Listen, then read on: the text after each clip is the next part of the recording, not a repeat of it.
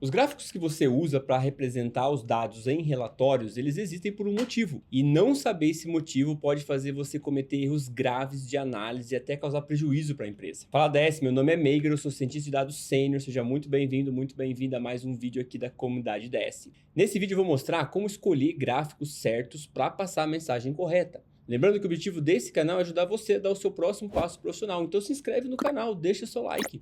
Estou montando um grupo forte de pessoas que querem evoluir profissionalmente e se você tem interesse nisso e quer fazer parte de um grupo assim, entra para a nossa comunidade. Nós temos aulas semanais sobre como trabalhar com dados e discussões sobre o mercado de trabalho. Depois de ver esse vídeo, confere os links que eu deixei aqui na descrição. Dessa, eu estava vendo um gráfico aqui e me deparei com o seguinte cenário. Eu olhei um gráfico que tem alguns valores aqui em cima, né? Faturamento total do mês passado, faturamento do mês atual, faturamento do inside, closer, e aí tem um gráfico de barras. Pelo que eu entendi, o gráfico de barras tem linha, um gráfico de azul escuro e azul claro, sendo azul escuro o faturamento total e o azul claro o faturamento total do mês anterior. E aí no eixo X eu tenho aqui os dias. Nessa análise não estava mostrando o que significavam esses valores aqui, mas eu achei um pouco estranho a forma como foi o comunicado. E eu queria saber de você o que você acha. Você acha que esse gráfico de barras aqui está certo ou ele está errado? Mas antes de responder, eu preciso dizer para você que cada um desses gráficos eles tem um objetivo. Seja linha, barra, setor, pizza, ele tem um objetivo para ser usado, porque ele transmite uma certa mensagem. Vou mostrar para você agora os 6 principais gráficos que nós usamos na análise de dados e como que você escolhe cada um deles para transmitir uma mensagem. E aí no final do vídeo eu vou voltar aqui, a gente vai analisar novamente esse gráfico, agora já com conteúdo. Eu quero saber de você se você acha que esses gráficos de barras estão certos ou estão errados. Os gráficos que nós usamos para análise de dados, geralmente eles giram em torno desses 6 aqui. Ou é um gráfico de barras, ou é um gráfico de linhas, ou é um gráfico de área, ou é um gráfico de pizza, ou é um gráfico de box plot, ou é um diagrama de Pareto. Eu quero passar por cada um deles e mostrar qual é a mensagem principal de cada um deles. Começando aqui pelo gráfico de barras, tá? O gráfico de barras, ele não é difícil de entender, certo? Ele é composto por retângulos, que eles têm a mesma largura, e uma certa altura que representa uma quantidade.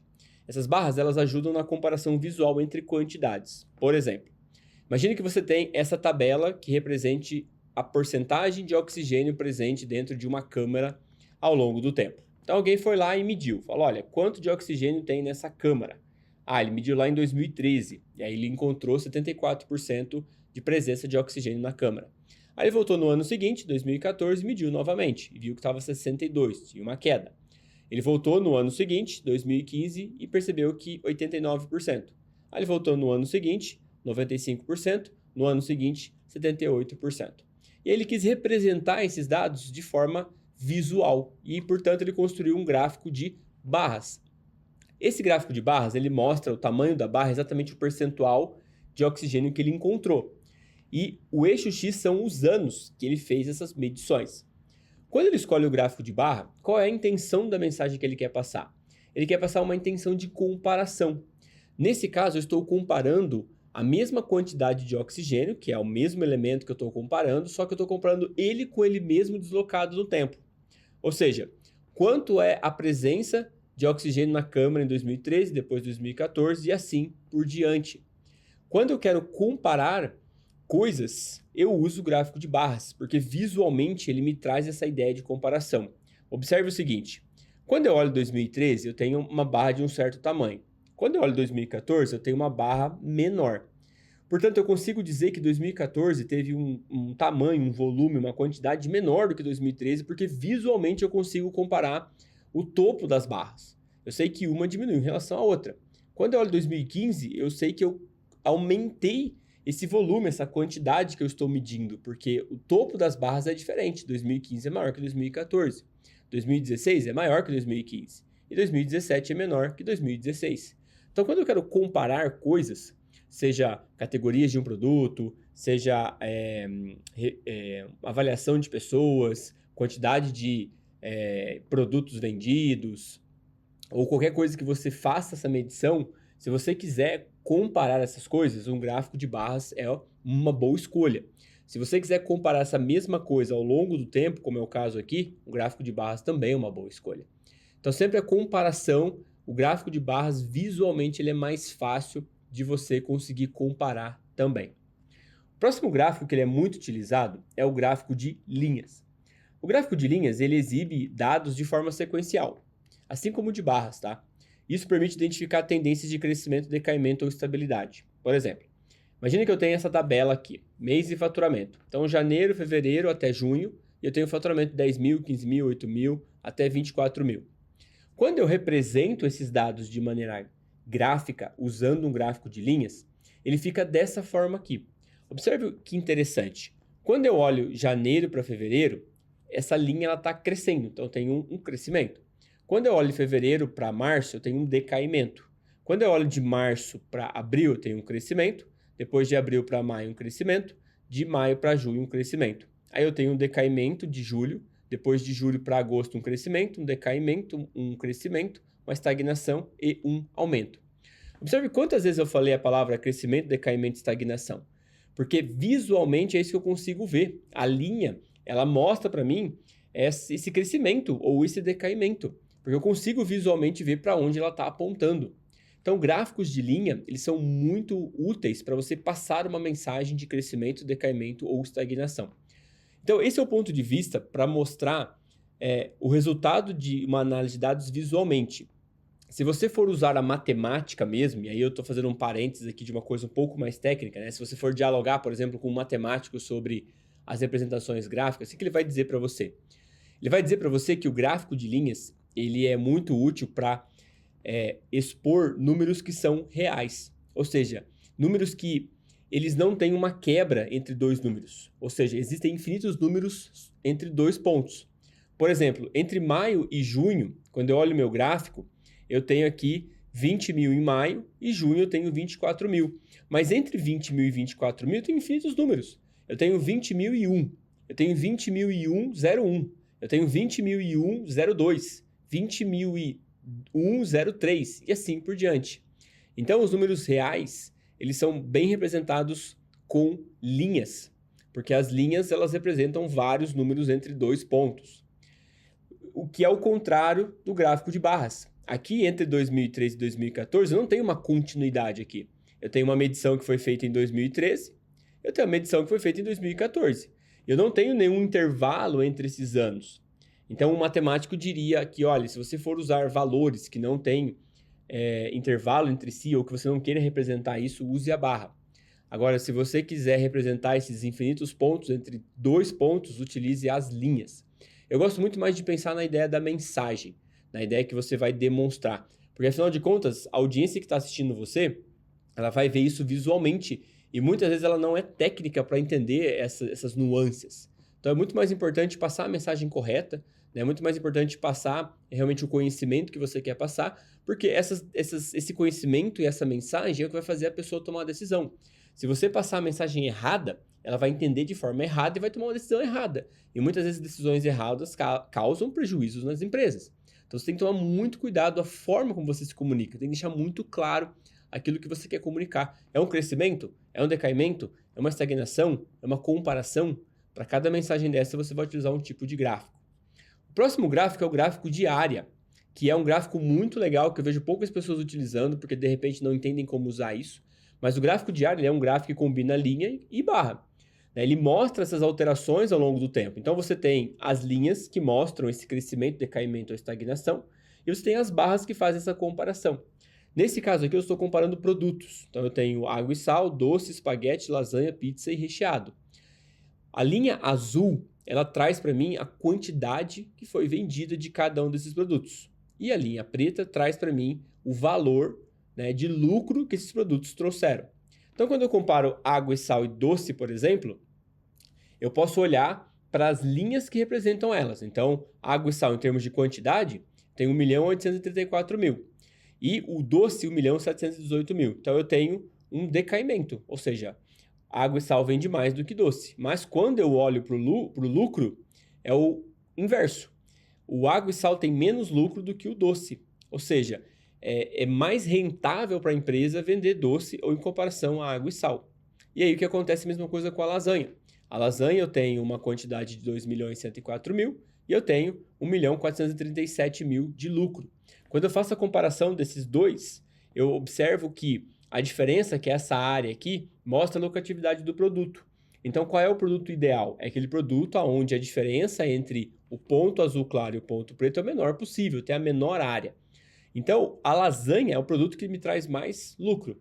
A pizza é o que traz menos lucro, porque eu deveria fazer a diferença desses dois aqui. A gente tem que fazer do recheado dos outros aqui, mas visualmente parece que a distância entre esse ponto aqui da pizza, em termos de quantidade de lucro, parece que é maior do que os outros também. Então, eu consigo fazer essa comparação, não só de quantidades, mas também de tendência de crescimento. Então, o gráfico diário é muito, muito legal, pouco explorado, as pessoas deveriam usar mais. O gráfico de pizza, ele é um gráfico muito legal, porque ele dá a ideia da parte pelo todo.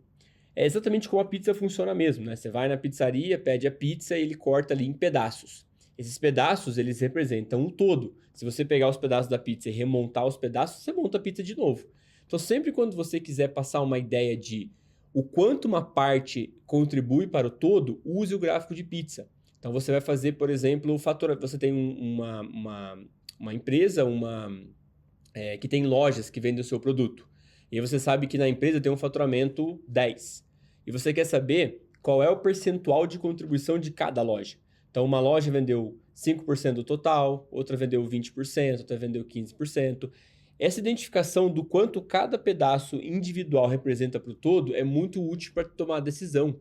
Porque assim você consegue ver quais são os componentes que estão ajudando, aqueles que não estão ajudando e aqueles que estão, né, segurando o crescimento. E aí você consegue otimizar ações nisso. Então eu vou melhorar as lojas que têm mais crescimento e vou cortar, por exemplo, aquelas que têm prejuízo. Assim eu consigo equilibrar as minhas decisões de negócio. Muitas pessoas defendem que quando você tem mais de 2 elementos no gráfico de pizza, não seria legal usar a pizza. Porque quando você tem a pizza e você divide em muitos pedaços, você não consegue fazer uma comparação visual dessa área. Se você tiver, por exemplo, A e B, então você vai comparar 60%, 40%, né? Você vai comparar 70, 30, 20, 80. Quando você tem 3 pedaços, de repente você vai ter 70, 15, 15. Se você não colocar os números, essas duas fatias, que são 15% cada uma, elas ficam muito iguais. Até 3 elementos você consegue identificar aí quando é 10, 15, 20. Às vezes eu tenho uma fatia muito pequenininha, que você não consegue fazer uma comparação visual. Então é sempre legal, uma dica que eu dou para você é colocar o percentual na parcela assim que você usar mais de 2 elementos para representar, tá? Aí você pode usar o gráfico de pizza, acho que com mais segurança. Você tem o número representando ali o quanto aquela área representa mesmo, tá? Próximo gráfico é o gráfico do box plot, que poucas pessoas usam porque eu também acredito que elas não entendem muito bem o funcionamento. Mas o box plot é muito simples. Ele é um gráfico que ele mede a distribuição de um conjunto de dados, ou seja, dispersão. É como se você tivesse um conjunto de dados, ou seja, pensa numa nuvem de pontos, tem vários pontos ali. Se você fosse representar essa nuvem de pontos por um único ponto, você poderia representar pelo ponto central, que pode ser a média ou a mediana. Mediana ela não varia com a dispersão e a média varia. Então, um ponto central que fosse confiável, que não variasse com a quantidade da variação dos números, é a mediana. Então, o que eles fizeram? Eles desenharam aqui um retângulo deitado, aonde esse retângulo tem representado no centro a mediana. Como é que eles encontram a mediana? Bom, eles pegam essa nuvem de pontos, ordenam do menor para o maior, então imagina uma linha cheia de pontos. Esses pontos estão ordenados do maior para o menor.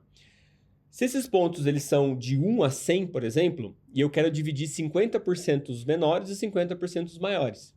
Então, o ponto que divide os 50% menores dos 50% maiores é chamado de mediana. Então, você vai olhar um ponto ali e fala, olha, 50 é o ponto que divide os 49 menores dos outros 49 maiores.